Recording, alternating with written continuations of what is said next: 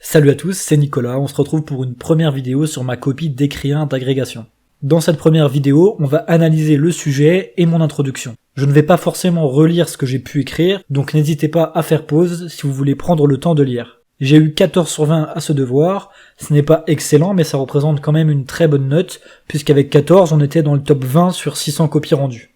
En vous appuyant sur ces propos, vous analyserez l'évolution des contenus dans la formation des enseignants d'éducation physique depuis 1933. Pour moi, les deux mots centraux du sujet étaient contenu et formation. Il fallait bien les définir et les décliner. En effet, il y a plusieurs types de formation et les contenus peuvent avoir des natures et des finalités différentes. Ensuite, il y avait le terme d'analyse de l'évolution. Moi, j'ai entendu l'évolution comme une injonction à insister particulièrement sur les changements des contenus de formation et j'ai entendu l'analyse comme l'injonction à insister particulièrement sur les causes et les conséquences de cette évolution. Et en ce qui concerne le terme depuis 1933, j'ai directement pensé à la date de création de l'ENEP. Maintenant, on va s'attarder sur la citation qui fait partie intégrante du sujet, d'autant plus que celui-ci commence par en vous appuyant sur ses propos.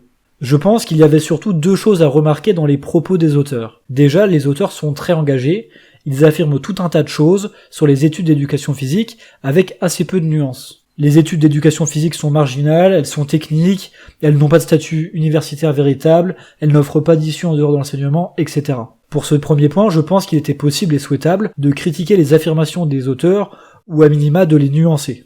Et le deuxième point, c'est que les auteurs mettent en avant deux équilibres que la discipline a historiquement dû gérer. L'équilibre entre connaissances scientifiques et connaissances des techniques sportives, et l'équilibre entre connaissances théoriques et connaissances de terrain. Et pour ce deuxième point, je pense qu'il fallait centrer toute son analyse de l'évolution des contenus de formation sur la base de ces deux équilibres et faire des liens tout au long du développement.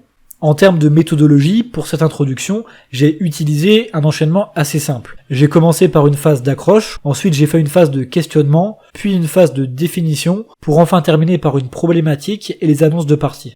Avec cette première phrase d'accroche, je rentre directement dans le sujet en utilisant une phrase de la citation. En relevant que les auteurs affirment que les études d'éducation physique sont marginales, j'essaie de valoriser l'intérêt du sujet avec cette phrase qui signale que l'évolution des contenus dans la formation des enseignants s'est réalisée avec difficulté depuis 1933. Le but étant de montrer que la réponse au sujet sera complexe. Ensuite, dans la continuité de cette accroche, je développe en expliquant que selon les auteurs, ces difficultés se sont surtout cristallisées dans la gestion de deux équilibres. D'une part, l'équilibre entre les contenus techniques et les contenus scientifiques, et d'autre part, l'équilibre entre contenus théoriques et contenus pratiques. Enfin, je termine mon accroche en résumant ce que je viens de dire. J'explique que depuis 1933, l'évolution des contenus de formation s'est réalisée dans l'inconfort, en gérant pour le mieux les deux équilibres dont je viens de parler. En début de phase de questionnement général, j'essaie de recontextualiser la citation et les auteurs. Le problème, c'est que je ne connaissais pas Paul Irlinger et à peine Georges Vigarello. Bref, j'essaie quand même de montrer que je connais un peu Vigarello en le comparant à Pierre Parlebas. Je pense que c'était mieux que rien. Ensuite, ma première question est une question critique et rhétorique. Je sous-entends que l'affirmation des auteurs comme quoi il n'y aurait pas encore de statut universitaire véritable en 1975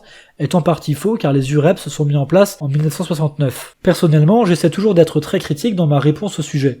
Je pense sincèrement que c'est un moyen plutôt facile de se démarquer des autres. Cela dit, il faut quand même avoir des connaissances pour soutenir un regard critique.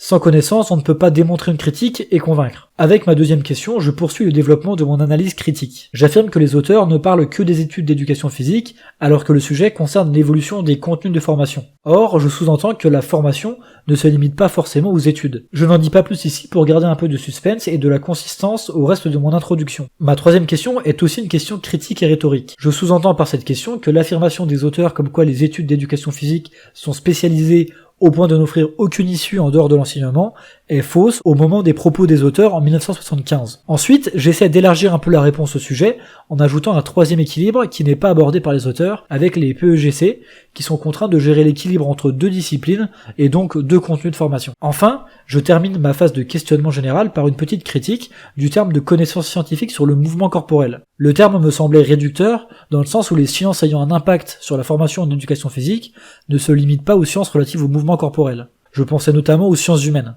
En début de phase de définition, j'annonce que je vais commencer par définir ce que j'entends par analyse de l'évolution des contenus. J'explique que selon moi, les contenus peuvent être de trois natures, scientifiques, techniques ou professionnelles. J'explique alors que l'analyse de l'évolution des contenus devra identifier des constats, mais surtout des changements, des causes et des conséquences. Ensuite, j'essaie d'utiliser une phrase de transition pour passer de la définition de l'analyse de l'évolution des contenus à la définition du terme de formation. Je commence alors par une définition très globale.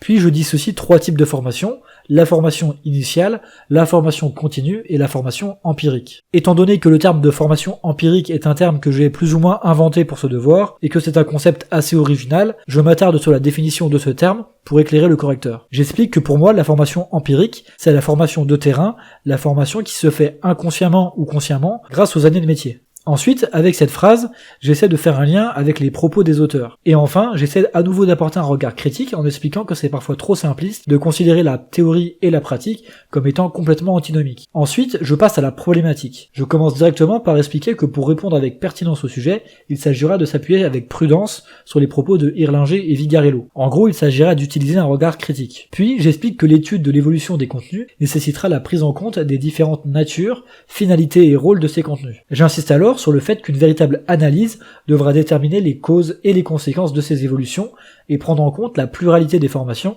telles que je les définis. Formation initiale, formation continue et empirique. Ensuite, je vais essayer de résumer ce que je vais démontrer. En l'occurrence, j'explique que je vais démontrer que l'analyse de l'évolution des contenus des formations montre qu'on est passé de contenus très pratiques à des contenus plus théoriques et scientifiques. Globalement, j'explique qu'on est passé de contenus de formation qui visaient à l'application de ceux-ci à des contenus de formation qui visaient à la conception de contenus nouveaux. Enfin, j'explique que tout ceci doit être nuancé, notamment avec la pluralité des formations. On passe à l'annonce des parties. J'annonce que ma première partie s'étalera de 1933 à 1969 et qu'elle démontrera une sportivisation progressive des contenus ainsi qu'une prise en compte progressive d'autres sciences que les sciences sur le mouvement corporel dont parlent les auteurs. Je précise toutefois que ces sciences sur le mouvement corporel restent dominantes. J'explique que les contenus de formation sont alors très spécialisés et axés sur l'enseignement. Les contenus visent à la stricte application de ceux-ci, même si la nature des contenus évolue. Enfin, j'explique que je vais souligner la forte instabilité des contenus et des formations sur cette période. Ensuite, j'annonce ma deuxième partie qui s'étalera de 1969 à 1984. Et j'annonce que la formation initiale s'unifie autour d'un statut universitaire véritable. Ce qui permet d'ailleurs de critiquer indirectement les propos des auteurs qui expliquaient qu'il n'y a pas de statut universitaire véritable. Et j'explique que les contenus de formation restent très axés sur l'enseignement et les contenus pratiques. Je précise que la nature des contenus se diversifie nettement et que les enseignants commencent à concevoir leur propre contenu plutôt que de rester de simples applicateurs. L'inconfort des formations se réduit mais reste présent. Enfin, je reviens sur les deux équilibres évoqués par les auteurs en expliquant que sur cette période, l'équilibre entre théorie et pratique penche toujours nettement en faveur des savoirs pratiques de terrain, alors que l'équilibre entre techniques sportives et discours scientifiques semble plutôt équilibré. J'annonce enfin ma troisième et dernière partie, qui s'étalera de 1984 à nos jours. J'explique que cette ultime période va être marquée par un recul net de la connaissance minutieuse des techniques sportives en faveur des discours scientifiques sur le mouvement corporel et d'autres objets d'étude. J'explique ensuite que les contenus de la formation sont de moins en moins axés sur le terrain, dans la mesure où le statut universitaire permet de proposer des issues en dehors de l'enseignement. Enfin, j'explique que j'aborderai notamment l'impact de la diversification des APSA sur l'évolution des contenus de formation. Cette vidéo arrive maintenant à son terme, j'espère avoir été assez clair, je vous dis à bientôt pour une prochaine vidéo.